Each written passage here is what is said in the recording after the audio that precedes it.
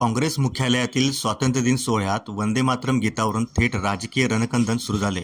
सोनिया गांधींनी गीत थांबवण्याचा संकेत दिल्याचा भाजपने आरोप केला असून काँग्रेसनं हा आरोप फेटाळत भाजप दिशाभूल करत असल्याचा पलटवार केला आहे.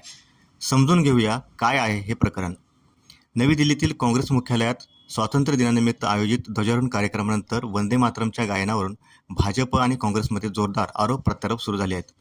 भाजपने सोशल मीडियावर व्हिडिओ शेअर करत सोनिया गांधींनी वंदे मातरमचे गायन थांबवण्याचा संकेत दिल्याचा आरोप केला आहे. अमित मालवीय यांनी राहुल गांधींनीही गीत थांबवण्यासाठी सांकेतिक इशारा केल्याचा दावा केला आहे. मात्र काँग्रेसने हे सर्व आरोप फेटाळून लावत वंदे मातरमचे संपूर्ण सादरीकरण झाले असून गीत थांबवण्याचा कोणताही प्रयत्न झाला नसल्याचं स्पष्ट केलं आहे. काँग्रेस नेते जयराम रमेश यांच्या मते सोनिया गांधी या बराच वेळ उभे असलेल्या मल्लिकार्जुन खरगे यांच्यासाठी खुर्ची आणण्याची सूचना करत होत्या आणि त्याचाच चुकीचा अर्थ लावला जात आहे. दरम्यान मुख्यमंत्री देवेंद्र फडणवीस यांनी या मुद्द्यावरून काँग्रेसवर दिमागी नक्षलवाद अशी टीका केली आहे. तर महाराष्ट्र काँग्रेसचे प्रदेशाध्यक्ष हर्षवर्धन सपकाळ यांनी भाजपचा दावा निराधार असल्याचं सांगत काँग्रेसच्या अधिवेशनांची सुरुवातच वंदे मातरमने होत असल्याचं प्रत्युत्तर दिलं आहे.